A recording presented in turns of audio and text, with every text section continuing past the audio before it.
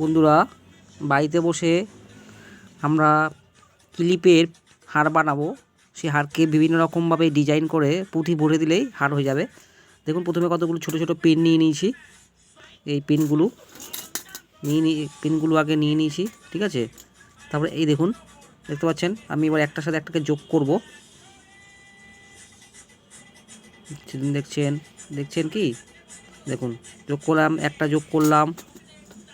এই আমার দুটো, দেখুন সামনে একটু ভালো করে লক্ষ্য করুন। এইভাবে